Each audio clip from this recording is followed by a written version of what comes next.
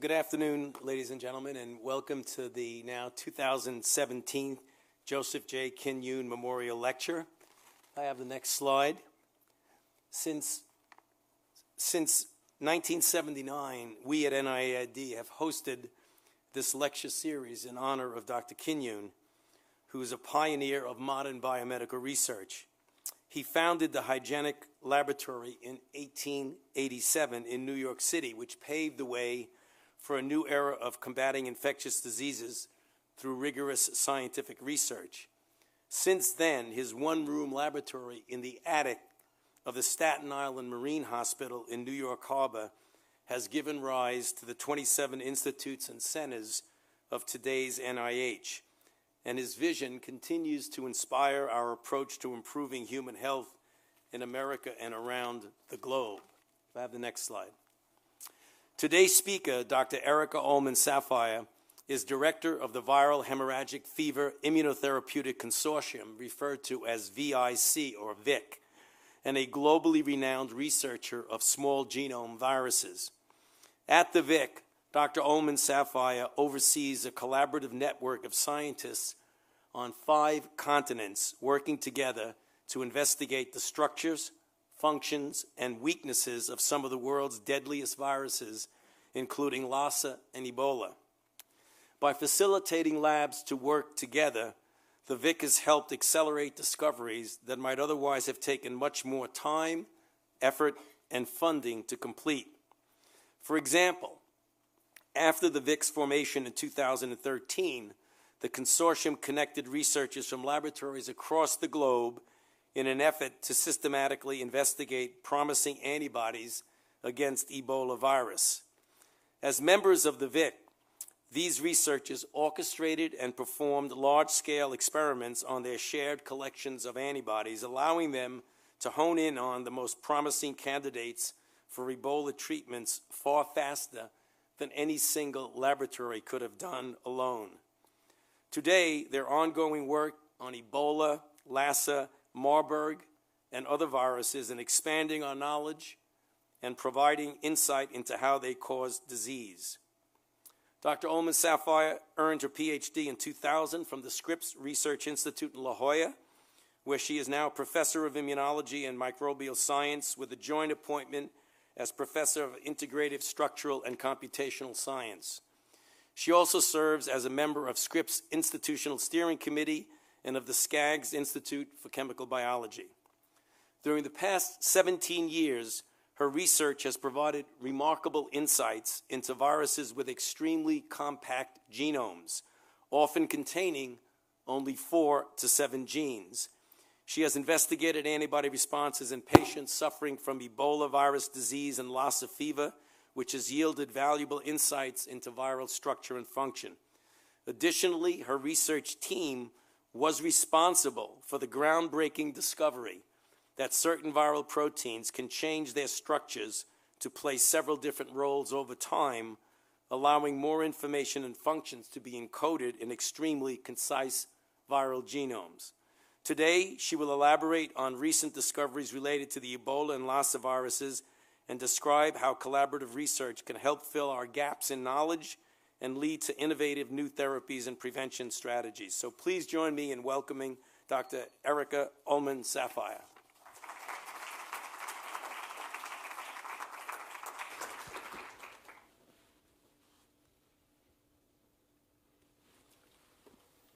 Thank you very much for having me here today. It's a real honor for me to be here recognizing Professor Kinyoun and his contributions, and it's a pleasure to see all of you and to get to hear about some of the science happening here today.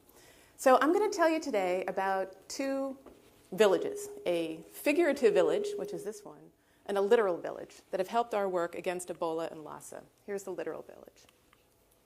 So my laboratory focuses on 2 classes of viruses, the filoviruses and the arenaviruses. So the filovirus particles, you've seen these on the news, long filamentous particles, and there was one horrific 28,000 person outbreak. The arenaviruses are much smaller, they exist all over the world, and they're a much larger public health problem with hundreds of thousands of cases every year. Now that's what we understood about Ebola virus when it was discovered in 1976, and this is more what we understand about it now from the work of my laboratory and others. It's a long filamentous particle with like an old telephone cord nucleocapsid at the center and a single glycoprotein on the surface. That is the only molecule it has to attach to and enter a new host cell. So GP is the major component of vaccines because it's the major target of the antibody response against the virus. One of the major questions that the consortium I'm going to tell you about set out to answer is what are the right kinds of antibodies against Ebola virus and why, and how would we find them more rapidly, and what exactly is it that makes them effective?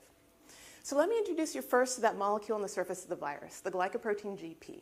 This is Dave Stewart's structure of it, and it's got two subunits. The one in blue is called GP1. This is what has the receptor binding site, and this is what facilitates attachment to the target cell. In gray is a subunit called GP2. This is the fusion machinery. This is what actually drives fusion of the virus and host membranes. In the receptor binding subunit, there's the receptor binding core. There's a region called the glycan cap. I'm not drawing the sugars here, but there's 4 N-link glycosylation sites all in a cluster. And further upward and outward, there's a 75 kilodalton mucin-like domain that has about 20 other sugars in it, and it's flexible and disordered. We don't have a high-resolution structure of it. We have an envelope from EM and tomography. In the fusion subunit, there is the second heptad repeat, which makes the stalk at the bottom, the first heptad repeat, which wraps around the receptor binding core, and also the hydrophobic fusion loop that is kind of slapped on the outside of the trimer like a fly swatter. And in infection, this fusion loop will unwrap from the trimer, reach up, and penetrate the target cell, collapsing the second heptad repeat into the first one to make a 6-helix bundle. When that happens, it opens the fusion pore in the endosome, allowing the viral genetic material to pass through and the cell to be infected. So this is the machine that does the job of getting Ebola virus into the cells. Now, in trying to find the right kind of antibodies against the Ebola glycoprotein, there's 2 major complications. The first one is this, that's not actually the major product of the glycoprotein gene. This is. It's a secreted dimer, and it's called SGP for secreted or soluble. And actually, the surface glycoprotein trimer that the virus needs to propagate is only 20% of the transcripts of that gene. It can only be achieved through some kind of transcriptional editing event. Instead, the primary transcript makes and sheds this dimer abundantly into infected person's sera. And this dimer, SGP, it's like 2 GP1 cores stapled together with a sulfide bond and no mucin and no GP2. So it abundantly makes this protein here. There are antibodies that are specific for the viral surface GP because they recognize something containing GP2, they recognize the mucin domain. There are other antibodies that happily cross-react between the 2 proteins because they share so much sequence. And so those kinds of antibodies you think might be distracted by that shed dimer in infection. Another complication is that glycoprotein is a moving target. That's what it looks like on the surface of the virus or the surface of infected cells. But after the virus enters cells, so it enters by macropinocytosis, the virus is sort of swallowed whole.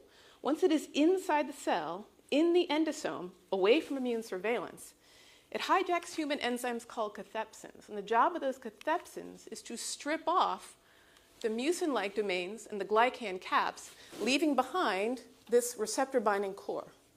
So the receptor binding site, which recognizes NPC1, is only unsheathed in the endosome when it's away from immune surveillance. And so it finds its intracellular receptor there. It attaches by any one of a number of lectins that interact with the glycoprotein or by TIM interactions with the phosphatidylserine in the viral membrane. So it drops half the mass of GP1 on its way in to the endosome. That's important for antibodies because you can elicit a lot of antibodies against those upper and outer domains, but once the virus gets inside the cell, it doesn't care. It uses cathepsin to drop those antibodies right off, leaving behind this perfectly functional receptor binding core. So those are complications with antibodies. How do we normally raise and evaluate them? Well, what my field has always done is we raise a panel of antibodies. We typically evaluate them first by cell culture neutralization, the ability of the antibody to block infection in cell culture. Those that neutralize typically go into mice first. If they protect the mice, they go into guinea pigs. If they protect the guinea pigs, they go into non-human primates. They protect non-human primates. They're a candidate therapy for emergency use. What we have almost never done is go directly into primates without first filtering and funneling through other systems to vet them. Now, we do this because it works and because we don't want to inappropriately use primates unless we've effectively vetted things. But we do have to consider that each one of these processes by which we down-select antibodies is applying selection criteria. And we may not always understand what it is that we are selecting on. We have done neutralization as a primary pass, let me go back there, because it's easy and cheap and it's fast.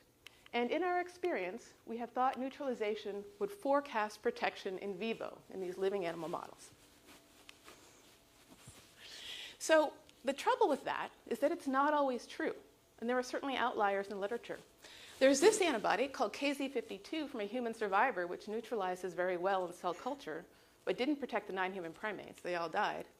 And there's this combination of 3 antibodies against the mucin domain and glycan cap that neutralize very poorly in cell culture, but you put them together, the non-human primates all live. And so we have one that has neutralization, no protection, one that has protection in the absence of neutralization.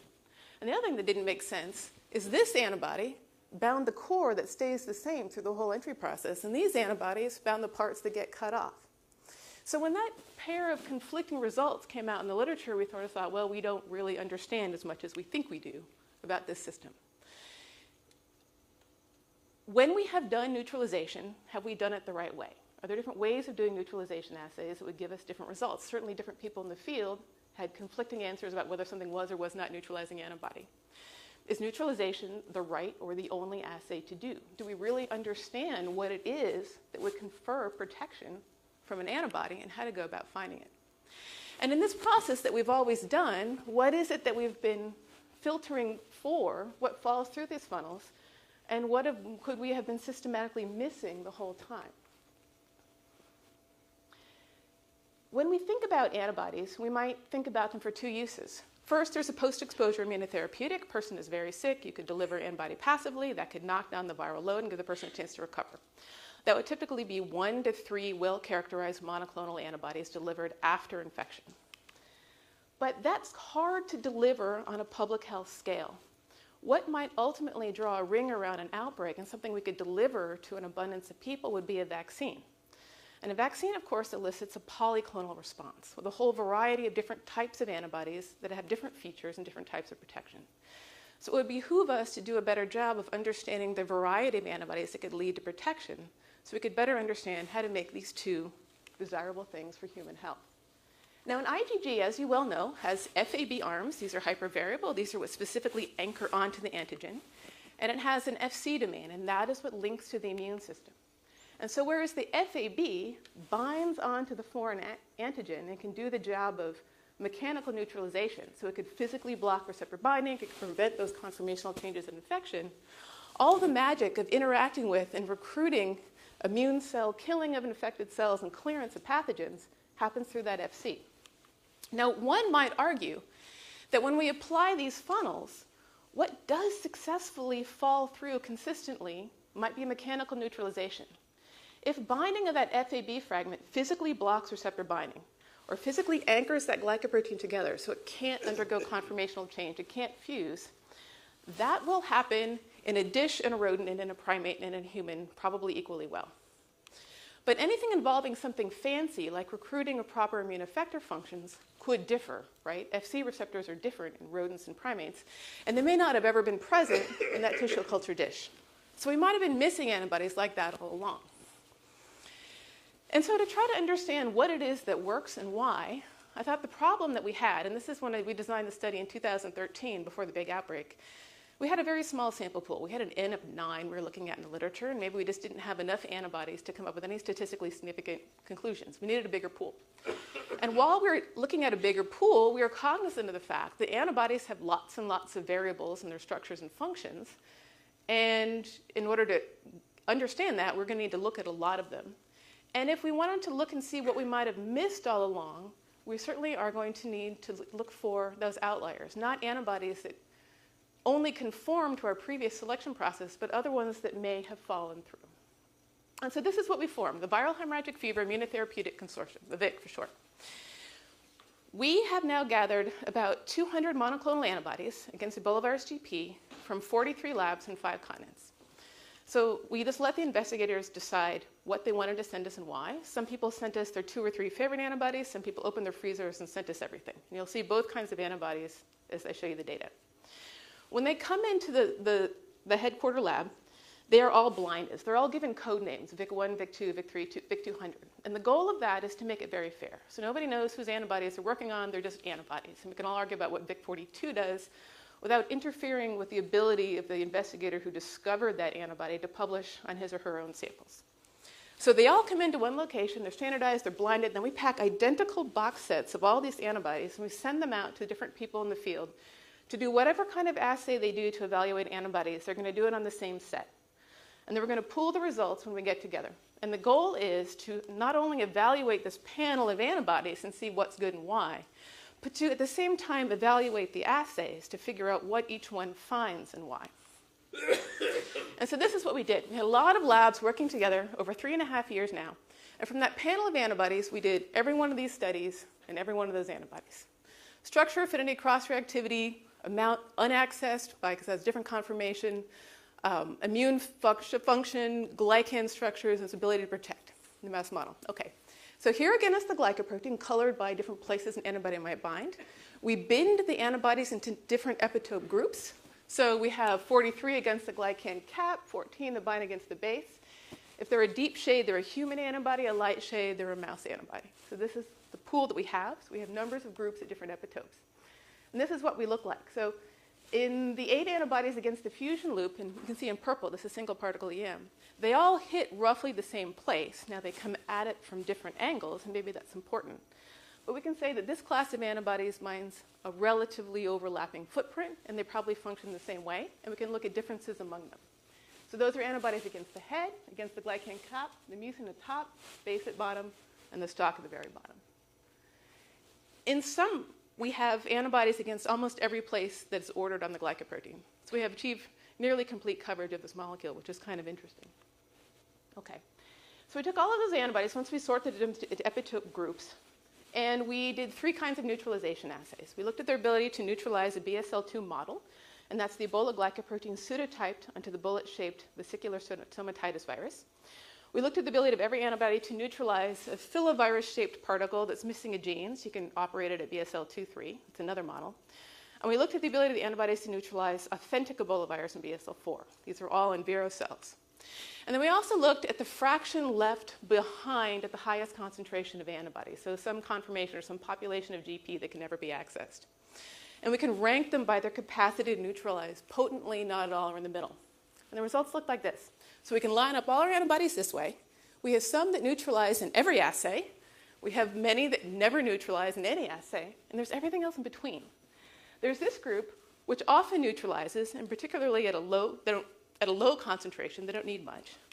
There's this group, which sometimes neutralizes, but need a higher concentration to do so. And there's this interesting group, which only neutralizes authentic Ebola virus and nothing else. So I'll get back to that group later. But we've looked in the middle and tried to say, what is the source of the variability? And the antibodies that come up discordant across the different measures of neutralization typically have one or both of 2 things in common. The first one is that they might be hitting at or near the threshold concentration of neutralization. So if they needed just a bit more or a bit less, they were hovering about their line, they might register as a hit or not a hit. The second thing that's true is they tend to recognize epitopes that we can't fully characterize by EM. So something mobile, something hard to nail down. They also have the feature in common that they have a significant percentage of virions that they cannot neutralize even at the highest antibody concentration. When there's a population of glycoprotein that is always missed by that antibody, that could be because there's a glycan structure that's present or absent or heterogeneous, so it's meaning that that copy of the glycoprotein can or cannot be hit by the antibody, or it's existing in different conformations, and one conformation is accessible and one is not. And so that's why those antibodies tend to be discordant in the middle. And we'll get back to the Ebola ones later. So we also ran every antibody through 7 different measures of immune effector functions. We looked at, and these are high throughput in vitro assays at Raygon in Galita Alter's lab. We looked at the ability for them to recruit phagocytosis and monocytes and neutrophils and mouse and human cells, and ability to recruit 3 different functions of natural killer cells. And then we can plot all those results like this. So here's the first 171 antibodies we did along this axis. Every colored spot is a different immune assay, and the height of that spot is the strength of that function. So you can also sum them up and get a measure of polyfunctionality, its ability to do lots of stuff well. We have some antibodies that are highly functional. We have some that are poorly functional, and we have everything else in between. And then we can make the array of functions as a pie chart to say whether it's strong, moderate, or weak, and get an immune effector footprint of every antibody in there.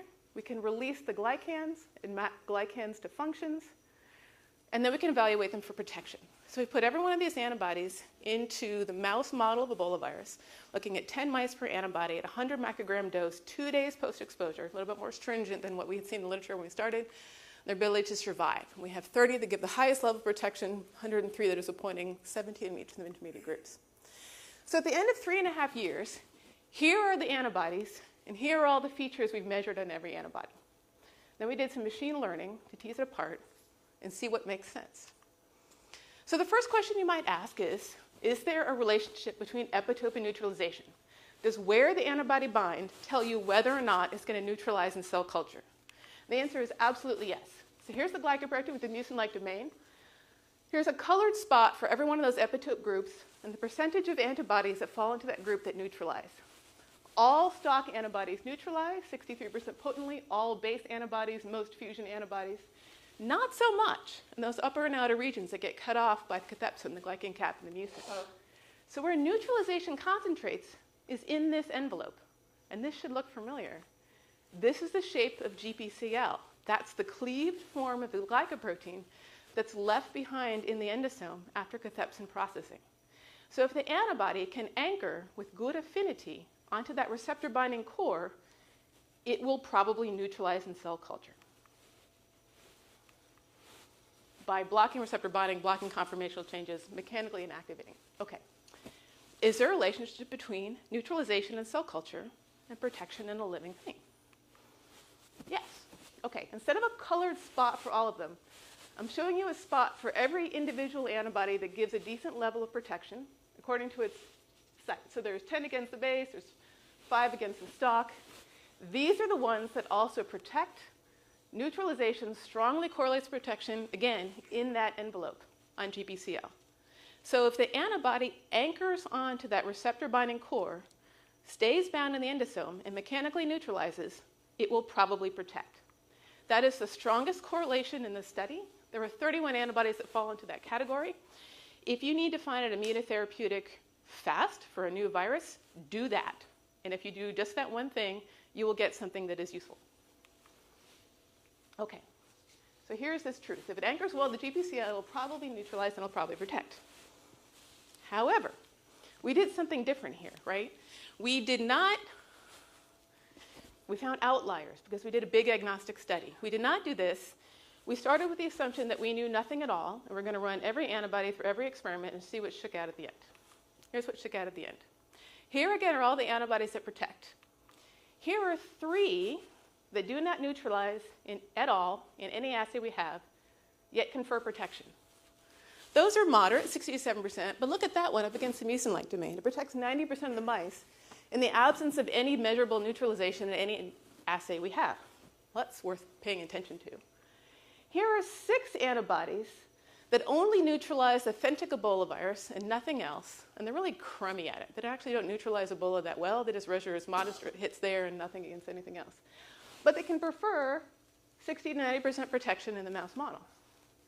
And here are 4 more that do register as neutralizers, but they're very weak. You wouldn't write home about their neutralization. They need a high concentration to do so. They leave a bit of it left behind.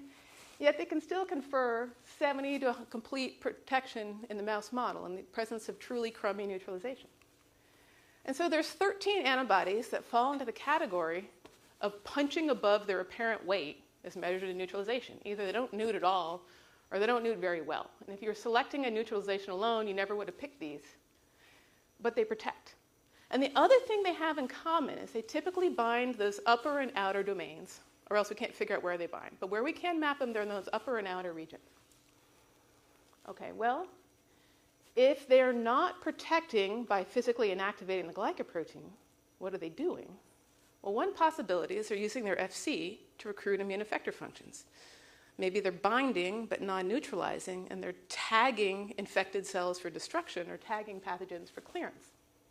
Okay, so here's our glycoprotein. Here's every epitope spot location. Let's divide it into physical tiers. Tier 1 are antibodies that recognize the top. Tier 2, ones in the middle. Tier 3, the ones at the stalk. So think about a tree that has a trunk, it has branches, and it has the leaf canopy. And those are like the 3 tiers here for the glycoprotein. In that upper and outer tier are what we call the head, the glycan cap, and the mucin-like domain. That's tier 1. Tier 1 seems to be special in recruiting immune effector function. Here I'm plotting polyfunctionality of all antibodies in the study by where they bind on GP. That's their ability to recruit the sum of as many functions as possible as well as possible. Tier 1 overall are stronger than tiers 2 and 3. That, we think, comes from the particular measures of phagocytosis that are part of the sum of polyfunctionality.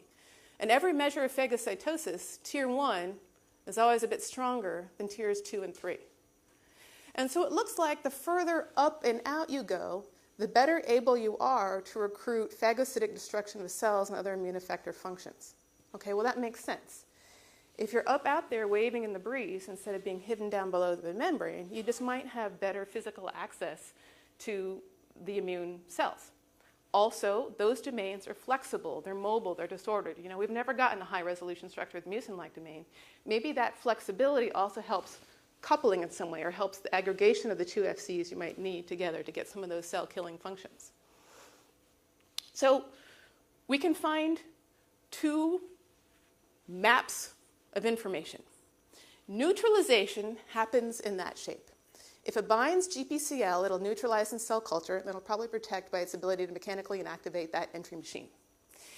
If it anchors to that upper tier, it has an advantage in recruiting polyfunctionality or many functions of particular phagocytosis.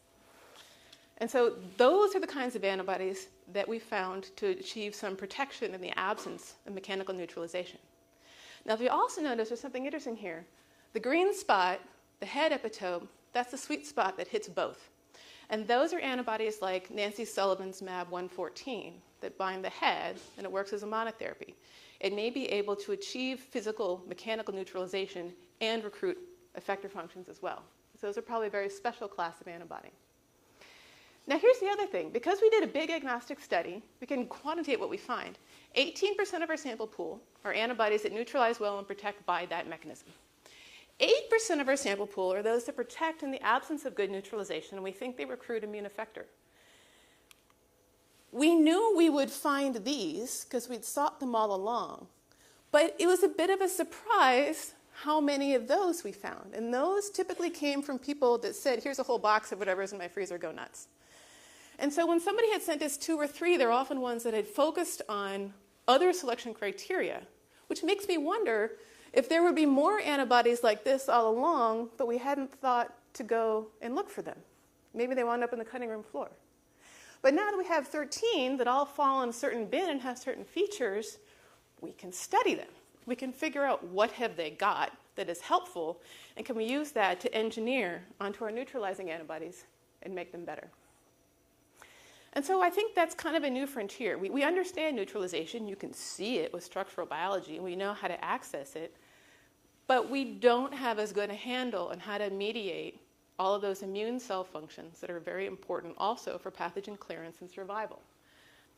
Do we have all the assays we need to understand them and dissect them? Do we know how to harness them and engineer them onto the immunotherapeutics we have? Do we know what can we learn from, say, those 13 that we can engineer onto the ones we might put in a therapy? Because, you know, in a post-exposure therapy, when someone has 10 to the 9 viruses per mil, you probably want the most potent neutralizer you can find. But if you can add on cell killing, it might be better. And if a vaccine is a polyclonal response, those antibodies are in there. What can we learn from studying monoclonals that will help us better evaluate and design other vaccines? Now, we're not the only ones thinking this way. All my data is for Ebola, but there are numbers of groups looking at other viruses at the contribution of effector function on top of or in the absence of a neutralizing response, especially when it's very difficult to get a neutralizing response, like in the case of the HIV vaccine. So we have gone and made correlation networks for all of the variables we've measured. And we're going to put these on the web, and this is going to be a slider where you can click on any feature you want, some sugar, some epitope, and you can look at all the positive correlates with protection and negative correlates with protection for every one of those features, and you can look at how they're linked together, how species links to sugar, which may or may not lead to certain effector functions. So you'll be able to just play with that on your desk. So that was Ebola virus, which had one quite significant outbreak. But remember I said that the arenaviruses are a genuine public health problem every single year with hundreds of thousands of cases. They exist all over the world. There are a number of disease-causing arenaviruses in the New World that cause a lethal hemorrhagic fever. There are others in the Old World too, Lujo and Lassa.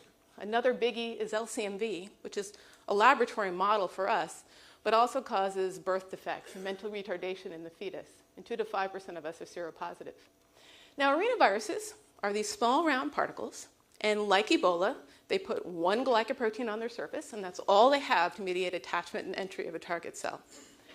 Like Ebola and HIV and flu and everything else we know and love, they have a receptor binding subunit, they have a fusion subunit and transmembrane domain, and they form a trimer on the viral surface that once the virus gets into the endosome in response to receptor binding and low pH, the receptor binding subunit is released and GP2 rearranges into a 6-helix bundle, just like HIV, flu, and everything else you work on. Now, over the last 10 years, a number of structures have emerged for key parts of this family of glycoproteins. Here are structures of the 6-helix bundle for different post-fusion forms of the arenavirus. There's a structure of the C-terminal cytoplasmic domain. There's a couple of structures of the monomeric receptor binding subunit by itself. And from Oxford, a 14-angstrom tomographic reconstruction of the GP trimer on the surface of the virus. So that's what we have. But what we never had was a high-resolution structure of the entire glycoprotein assembly, the trimer on the viral surface. And that's really what we wanted in order to understand how to make a vaccine for Lassa or the other viruses, or how to interpret antibody therapeutics. And that was the project that Kate Hasty set out to solve when she came to my lab in 2007 to start her PhD. And she told her committee, for my PhD, I want to solve an arenavirus prefusion trimer. And they looked at her and they said, good luck, lady. 10 years later, she got it. She stayed in my lab for her PhD postdoc and was a staff scientist. She got other things along the way, so she got a degree. But it's really her perseverance and creativity that made this project happen. The one she got was from Lassa virus. And we got it because we went to Africa to collaborate with the scientists there to do the work. So we work in Sierra Leone. You fly into Freetown, you drive out to Kenema, and we go to Kenema a couple hours east because in Kenema is the Kenema Government Hospital, and this is the largest hospital for miles around. In that hospital, there is the Lassa ward. That's the old ward. A new ward is now under construction. But I think that until the Ebola virus outbreak, this was the only ward in the world that was solely dedicated to treating viral hemorrhagic fever patients. It's sort of hallowed ground for ID training. Attached to that ward, of interest for us, the basic scientists, is the laboratory, VSL3, with easy access to local patient sera and rodent sera. And it's a wonderfully collaborative environment where there are people working there. They're doing diagnostics, development, genetics, structural biology, immunotherapeutics, and evaluating vaccines, and all kinds of work. This is something that Tulane University went and rebuilt after the Civil War. This is looking into the old Lassa ward and a view into the Lassa lab.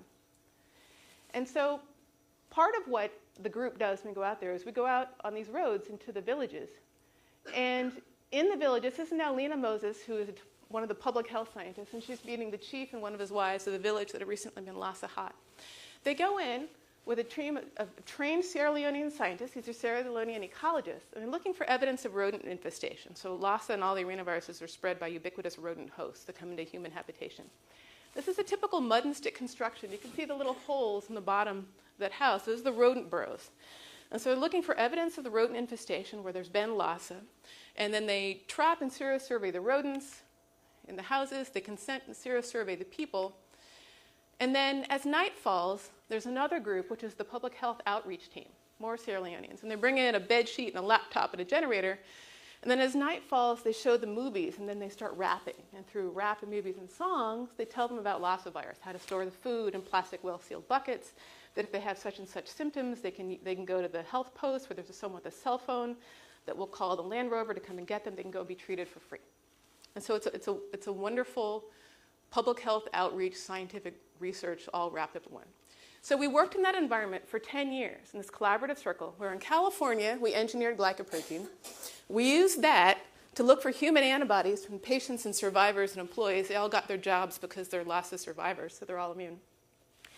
And then the antibodies were analyzed in Tulane and UTMB. And so for 10 years, we engineered glycoproteins, used those to pull out antibodies, used the antibodies to improve the glycoproteins, used the better glycoproteins to analyze the antibodies. And from the patients and staff, we raised a panel of human antibodies. And when I say we, what I mean is Bob Gary and James Robinson in Tulane. And this is what they found. The best antibodies from those human survivors are specific for the trimer. They don't bind the disassembled parts. Those antibodies also gave us the first structure of the pre-fusion arenavirus trimer. Now let me see if Pymol will start up, and I'll walk you through it. So the human eye has evolved to sense movement, so we can see predators in the forest. And so you really appreciate a structure a lot better if you can see it move. Okay, so here is the Lassa GP trimer. This is our first look at the pre-fusion trimer for any arenavirus glycoprotein. We worked with Tulane, so we colored it in Mardi Gras colors, purple, green, and yellow. The GP1 subunit is in the light shade at top. GP2, the fusion subunit, in the dark shade at bottom. GP1 is sort of round, like a scoop of ice cream. GP2, those helices make kind of the cone that the GP1 scoop sits in. And then here, there's a long melting drip of GP1 that comes down to make a beta sheet with GP2. That looks a little bit like flu to me. And so that's the arrangement of the pre-fusion trimer. Now, if you roll it around and look at it down the center, you can see where all the glycans are. There are 11 predicted end-link glycosylation sites on each monomer, 33 in the trimer. We see every single one in the crystal structure. So the whole thing is covered with glycan. Now, I'm showing you the amount of sugar we actually see in the crystals, but you know there's more that's disordered, right? This sugar is probably actually this long. So there's a glycan coat. I mean, look at Peter Kwong's work. It's going to look something like that, probably not as hairy. There are only a couple of places on this glycoprotein that are not masked by carbohydrate. Here's one. Let me get the better laser. At the bottom and the base. There. That's exposed. There's another site here on the side. Another one at the top, which is near where the New World arenaviruses bind their different receptor. And those are the spots that our antibodies recognize. So this is the first one we crystallized. This is one of the potent neutralizers. It's called 37.7H. And you can see what it's done is it's gone and found that bare spot at the bottom. Here's the other cool thing about it. Now you see why it's specific for the trimer. And it doesn't bind the post-fusion GP2, it doesn't bind GP1. The antibody simultaneously interacts with different copies of the trimer at the same time. So let me come back over here. We put a lot of engineering into that protein to make it stay stably in its pre-fusion conformation instead of doing what it wants to do, just spring into its post-fusion 6-helix bundle. But we think we got it right because it fits the envelope of the tomographic reconstruction of the glycoprotein on authentic Lassa viruses. The extra volume is probably the sugars that are disordered. So the neutralizing antibodies, and this is the vast majority of the neutralizing monoclonals that we see, hit that spot. That's its major site of neutralization. That's the fusion machinery at the bottom. It's specific for the trimer. It recognizes the quaternary epitope because every glycoprotein simultaneously interacts with 2 of those antibodies, and every antibody binds 2 glycoproteins at the same time. Okay, I'm just showing you one of those glycoproteins and how it's simultaneously bound by 2. I'm going to recolor the fusion subunit by its component parts. Heptide repeat 1 in yellow. You can see all those broken little bits. Heptide repeat 2 in green. The bit in between is called the T-loop in pink. And this is the first time we've ever seen the fusion machinery for the arenaviruses. It has both a fusion loop and a fusion peptide. If we extract that pre-fusion GP2 and we compare it to the monomer from the 6-helix bundle, you can see the conformational changes that happen in fusion. All those broken yellow helices will reassemble into that one long rod. That green heptide repeat 2 flips from bottom to top as the fusion machinery goes up, and this T-loop changes from a strand to a helix and a loopy bit. So that's a lot of conformational change in the fusion subunit, going from that metastable pre-fusion trimer to the superstable 6-helix bundle in fusion. Now, we expected that. As virologists, we've grown up on our mother's knee learning that class 1 glycoproteins will spring into a 6-helix bundle. What we didn't expect was conformational change and the receptor binding subunit as well. And that insight comes from Ron Diskin's lab in Israel. He solved the structure of the Lassa GP1 as a monomer at low pH, pH 5 of the endosome. If we compare his structure to ours of the trimer at pH 8, there's a number of differences. You'll see them better if I morph one set of coordinates into the other. As we go from GP1 held in the trimer at neutral pH to GP1 released in the endosome, you can see the beta sheet at the center stays more or less the same, but everything else rearranges, all the helices, all of the loops. So that GP1, once it's fallen off its trimer, is the wrong shape, or a different shape than GP1 in the trimer. So antibodies raised against released GP1 might not recognize the trimer on the viral surface. So what do we learn? We learned that both subunits are different shapes out of the trimer than in that trimer. We learned that the majority of the neutralizing antibody response for Lassa needs that trimer to be pre-fusion, and it needs to be a trimer. Those antibodies are highly effective passive immunotherapy. That's a new paper that's just come out from Tom Geisbert's lab. Those antibodies by themselves confer complete protection in primate models pretty late in disease course.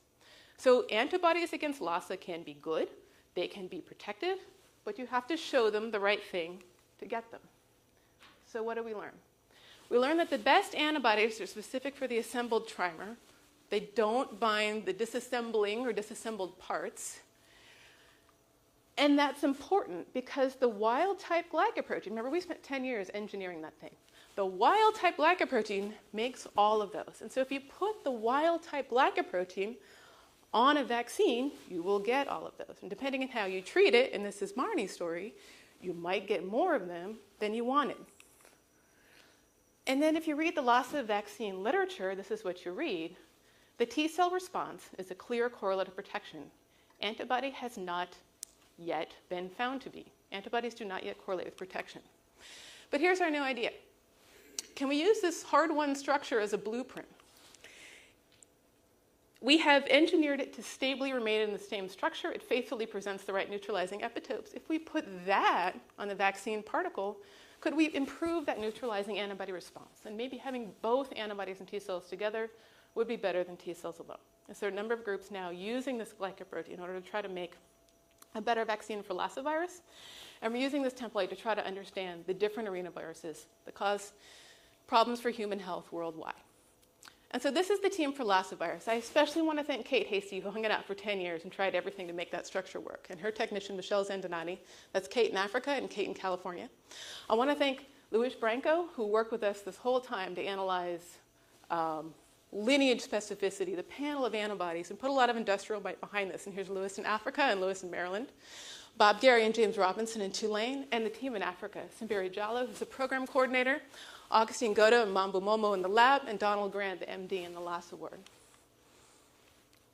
This is my group at Scripps. They're all inside packing crate number 18 of our new electron microscope. And I especially want to thank the VIC, all these people that donated a lot of time and a lot of work. The study on this scale would only have been possible if people were willing to do a lot of work on other people's samples to see what we would find. And in particular, I want to thank the two program managers, Marnie Fusco and Dr. Sharon Schindel, for a tremendous amount of work in organizing all of this and keeping track of this and shipping and coordinating the data.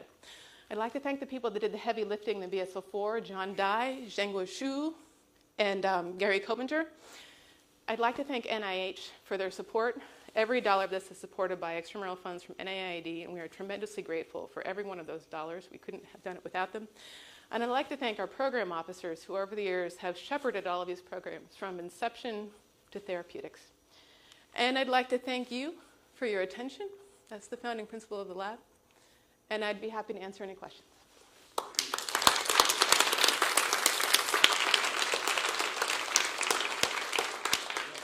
That was absolutely spectacular, I have to tell you. Questions, comments from anyone? So while they're thinking about it, so I couldn't help be struck by your long-time focus has been on monoclonal antibodies that can ultimately be passively transferred. Are you doing any work, or do you see any light to look at the epitopes that are protective but not necessarily neutralizing, and can you induce them? Or are they immunodominant, or are they not immunodominant? If you vaccinate, will you get those or won't you? Do you have any idea? Because that's what we're dealing with. Yeah, that's what we're starting to do now. So we're doing a couple of things. We're looking at those antibodies that potently neutralize all of the different flavors of Ebola virus. Say, what do you recognize, and how do we make a molecule that will better display that? And maybe it worked, maybe it won't. Maybe it'll also work just to display them one by one in their wild-type versions. So we're looking at that, trying to engineer a GP that will better display those things. And then I am really interested in that question of what are the variety of things elicited by vaccination, and how do they together contribute to protection? We have thus far looked at antibodies individually, but when you deliver 2 or 3 together, or a polyclonal response, they interact. And we do see patterns when antibodies bind some epitopes, they enhance the exposure of other epitopes. Is that important? Is that something we can harness, either by tethering them or co-delivering them? And to what extent are those effector functions critical for clearance?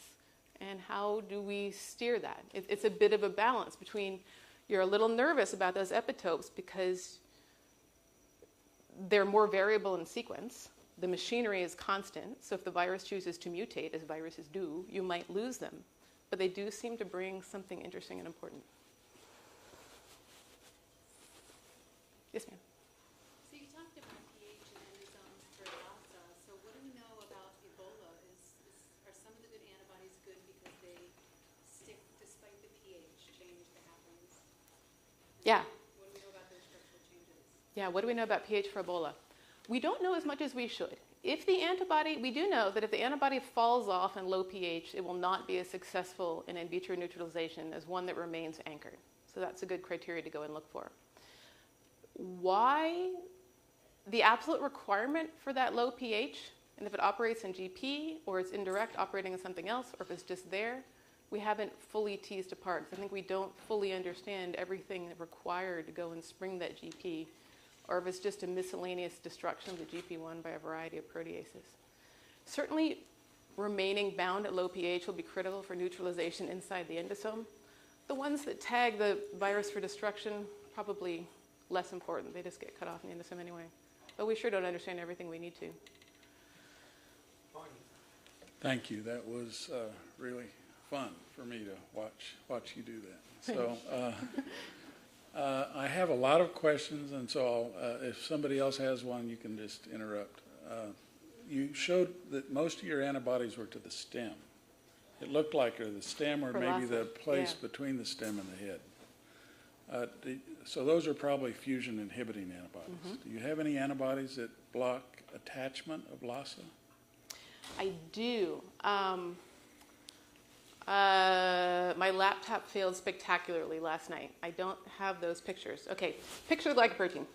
We have shown you the ones that we have bound, that we got structures of first that anchor the bottom. Well, we focus on that because 8 out of 11 potent neutralizing antibodies all bind that same place. So now we have a bunch of structures all at the same place to try to figure out what's the better one, what's the worst one. The higher affinity, the more contacts, the better it is. And that's how it is for the fusion machinery. Those ones that we think work by blocking fusion also inhibit binding of the LAMP receptor. But we think it's not direct because LAMP is up here and those fabs are down there. We think what they do is they prevent the, if you look at the Oxford tomography of the glycoprotein at neutral pH, it's here, and the glycoprotein at low pH, it opens up like an onion at Applebee's, right, one of those deep fried things. It opens up like this. And we think that when the antibodies anchor to the bottom, it can't quite open up, and that's why it blocks LAMP. We have other antibodies that do not neutralize as potently, but they do anchor onto the side and seem to physically, sterically block LAMP. So we have those as well. Okay. And others that anchor onto the stem machinery that we're trying to tease apart. So, so part of that question was to understand, what do you think the first trigger is for starting the rearrangement process? And is that triggered by the receptor binding, or is it triggered by the stems pulling apart from each other? what is it that triggers the rearrangement? Yes, the chicken or the egg. Is it lamp or low pH because one's required for the other? I don't really know. I know that the one cell surface attachment factor, alpha-dystroglycan, requires an intact trimer. Those point mutations that change Armstrong to clone 13, change the affinity, they keep it from maintaining this. So it has to be this to anchor on the cell surface. So once it gets into the endosome, my guess is that low pH will start operating on a histidine triad in GP1 and start triggering that reassembly in GP1 that releases it from GP2. The extent to which LAMP drives that itself, or if it's low pH alone, I don't fully know. I'm going to guess low pH gets it going. Okay. But maybe somebody else has newer, better data. All right. Now, I have Maybe one you have other better data. clinical question, if that's okay. Yeah. 'Cause, The extent to which a structural biologist can answer a question. well, there may be a structural answer to this problem because Hunin virus, the virus that causes Argentinian hemorrhagic fever, is an arenavirus. Yeah. And classically, arenaviruses are, that's what we all have learned our T cell work on, you know, so arenaviruses, you think T cells, but Hunin virus you can treat with antibodies. So Yeah. they take polyclonal antibody, they treat it. And the thing that I want to know, if you understand, is that about 10% of those people who are treated and survive Hunin virus infection end up with a cerebritis or a cerebral disorder that, you know, eventually kills them, probably because some virus got into the brain that couldn't be cleared by the antibody treatment. But that's not very well understood. And so antibodies alone given passively fail in some percentage of those. Even polyclonal antibodies fail. So the question is, have you been able to recapitulate anything like that, either in LCMV with Michael Oldstone, who I know you work with, or in Lassa, or other things where you just give the antibodies passively and end up with problems in the brain? I haven't. So it's only the antibody-treated people. Only the passively. It doesn't ever happen in surviving a live regular infection. It only happens when you're treated with passive antibody. And is it passive human antibody? Passive human That's antibody. interesting. T cells can get into the brain to some extent, right? I'm sorry, speak up what you said. T cells can get into the brain to some extent, right? But not so much antibodies and B cells and stuff. So a major feature that's just missing surveillance. I don't know. Interesting question.